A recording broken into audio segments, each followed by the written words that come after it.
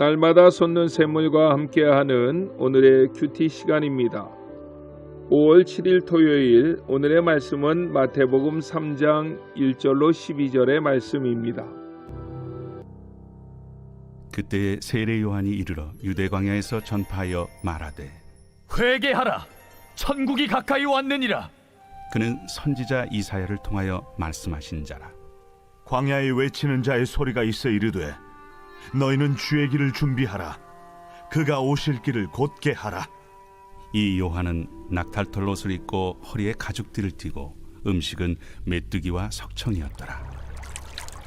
이때 예루살렘과 온 유대와 요단강 사방에서 다 그에게 나와 자기들의 죄를 자복하고 요단강에서 그에게 세례를 받더니 요한이 많은 바리새인들과 사두개인들이 세례 베푸는 데로 오는 것을 보고 독사의 자식들아, 누가 너희를 가르쳐 임박한 진노를 피하라 하더냐?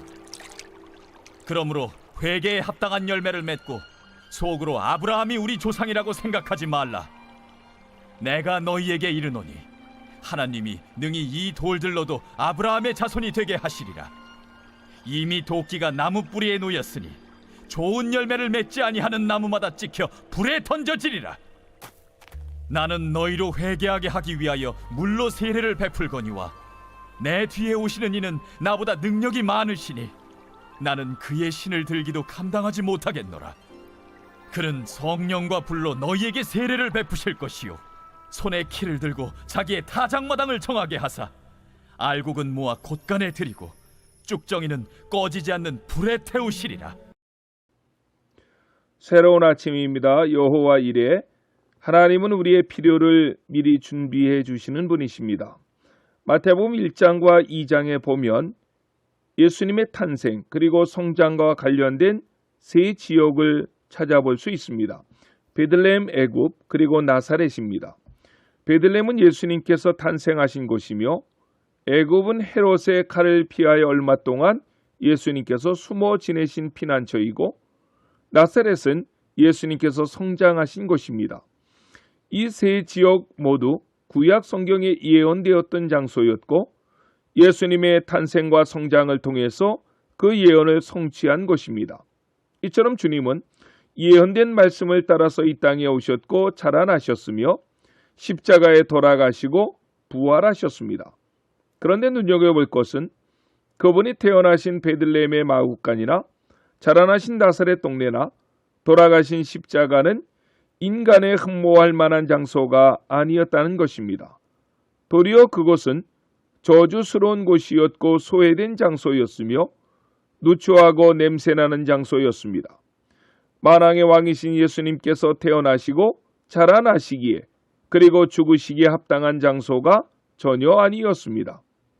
왜 그렇게 예수님은 태어나셔야만 했고 또한 그런 환경에서 자라나시며 돌아가셔야만 했을까요? 히브리서 4장 15절의 말씀에 보면 이렇게 성경은 말씀합니다. 우리에게 있는 대제사장은 우리의 연약함을 동정하지 못하실 리가 아니요 모든 일에 우리와 똑같이 시험을 받으시니로되 죄는 없으시니라. 아멘. 만왕의 왕이신 주님은 우리가 겪는 아픔과 고통을 다 겪어보셨습니다. 더 낮아지셨고 더 비참한 자리까지 내려가셨습니다. 그래서 인간들의 모든 고통을 다 이해하신 것입니다. 그러면서도 놀라운 것은 그분이 계셨던 더럽고 추하고 저주스러운 곳은 그분이 계셨음으로 인해서 더 이상 더럽고 추하고 저주스러운 곳이 아니라 복되고 아름다운 장소가 되었다는 것입니다. 나사렛 예수, 그분이 우리의 삶과 환경에 연루되어지기만 하면 그곳에는 변화의 역사가 일어납니다. 그분으로 인해서 그것은 복되게 변화되고 바뀌는 것입니다. 오늘 본문에서는 주님의 길을 예비하는 세례 요한의 외침이 나옵니다. 그것은 회개하라, 천국이 가까웠느니라 하는 것입니다. 천국은 마태복음의 중요한 주제 가운데 하나인데 본문 말씀을 통해서 보면 천국은 회개를 통해서만 우리 앞에 펼쳐지는 것입니다. 회개 없는 천국은 존재할 수 없습니다. 세례 요한은 유대 광야라는 황량한 곳에 살았습니다. 그런 곳에 살면서 그는 천국을 말합니다. 불편하기 짝이 없는 환경에 살면서도 세례 요한은 천국을 누리고 맛보고 있었던 것입니다. 그것은 하나님과의 관계를 파괴시키는 죄의 문제로부터 자유로운 삶을 살았기 때문입니다. 죄로부터의 자유가 곧 천국의 시작이요 출발입니다. 마태복음 5장 8절에서 주님은 이렇게 말씀하십니다. 마음이 청결한 자는 복이 있나니 저희가 하나님을 볼 것임이요. 아멘. 누가 마음이 청결한 자입니까? 죄 없는 자가 아닙니다. 회개한 자를 말합니다. 회개한 자를 통해서 하나님을 본다고 했습니다. 하나님이 계신 곳이 천국입니다. 십자가에 달린 한 강도는 회개를 통해 천국을 만났습니다. 주님이 십자가에 달리실 때 양쪽의 두 강도도 함께 처형을 당했습니다. 한편 강도는 주님을 욕하고 저주하였습니다. 그러나 다른 강도는 함께 욕을 하다가 돌아섭니다. 주께서 자기를 못 받고 욕하는 사람들의 죄를 용서해달라고 하나님께 기도하는 모습을 보았습니다. 십자가에서도 천국을 맛보는 주님을 보며 그는 회개합니다. 그 사람은 이 땅에서 주님과 함께 마지막까지 있었던 사람이고 천국에서 주님과 함께 최초로 식탁의 교제를 나눈 사람이 되었던 것입니다. 세례 요한을 목베어 죽인 헤롯은 왕궁에 살았지만 늘 불안했습니다. 헤롯은 세례 요한을 통해 자신의 죄를 지적받고 양심의 가책을 느낍니다. 그러나 그는 회개하지 않았습니다. 오히려 요한을 감옥에 가두었습니다. 그리고 잔치를 벌입니다. 아무리 호화스러운 잔치를 벌이고 좋은 음식을 먹은들 천국을 누릴 수 있었겠습니까? 회개하지 않은 헤롯은 늘 불안한 삶을 살았습니다. 그러다가 그는 결국 세례 요한을 죽였습니다. 눈에 가시 같던 세례 요한이 없어지니까 편안해졌을까요? 평안이 있었을까요? 아닙니다. 예수님의 소문을 들으며 그는 세례 요한이 다시 살아난 것이 아닌가 하는 불안함에 빠집니다. 회개 없이는 아무리 좋은 환경에 산다 할지라도 천국을 누릴 수가 없습니다. 회개를 통해서만 참된 천국을 맛볼 수 있는 것입니다.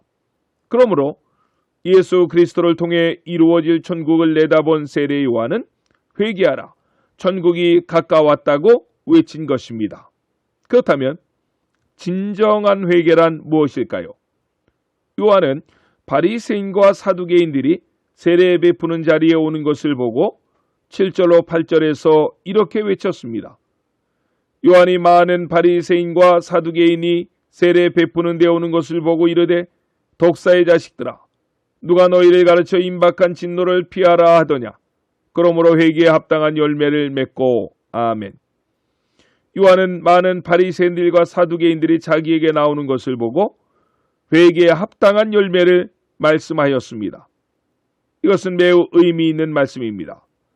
복음서에 나오는 바리새인과 사두개인들의 특징이란 외식적인 율법 생활에도 불구하고 삶의 열매는 없는 자들이었기 때문입니다. 회개란 단순한 회개나 후회나 반성을 의미하지 않습니다. 진정한 삶의 변화를 말합니다. 회개에 합당한 열매가 있을 때 그것을 참된 회개라고 말할 수가 있는 것입니다. 그래서 마태복음 7장에서도 열매로 그들을 알지니 라고 하며 열매를 강조하셨던 것입니다. 열매란 세상이란 무대에서 우리의 정체성을 입증하는 중요한 요소가 됩니다. 진정한 회개란 삶이 얼마나 달라지는가를 통해서 입증된다는 것입니다. 열매가 없다면 무의미한 회개입니다. 본문 10절에서 마태는 이렇게 말씀합니다. 이미 도끼가 나무 뿌리에 놓였으니 좋은 열매 맺지 아니하는 나무마다 찍혀 불에 던지우리라. 아멘. 회개하라, 천국이 가까웠느니라 하신 말씀은 예수님 오시는 길을 예비한 세례 요한의 첫 메시지였습니다. 뿐만 아니라 우리 주님께서 공생의 기간 중 첫 번째로 선포하신 메시지 역시 동일했습니다. 이 의미는 회개 없는 천국은 불가능한 일이라는 것입니다.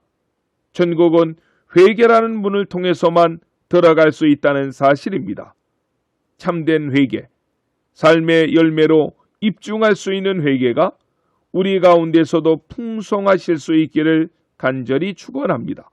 그래서 천국의 삶을 삶의 현장에서 풍성히 경험하시며 오늘 하루도 살아가시는 안천의 성도님들이 되시기를 예수님의 이름으로 간절히 축원합니다. 아멘. 주기도문으로 예배를 마치고 오늘도 우리에게 주신 하나님의 말씀을 붙잡고 하나님 앞에 간절히 기도하시겠습니다. 하늘에 계신 우리 아버지, 아버지의 이름을 거룩하게 하시며 아버지의 나라가 오게 하시며 아버지의 뜻이 하늘에서와 같이 땅에서도 이루어지게 하소서. 오늘 우리에게 일용할 양식을 주시고 우리가 우리에게 잘못한 사람을 용서하여 준 것 같이 우리 죄를 용서하여 주시고 우리를 시험에 빠지지 않게 하시고 악에서 구하소서. 나라와 권능과 영광이 영원히 아버지의 것입니다. 아멘.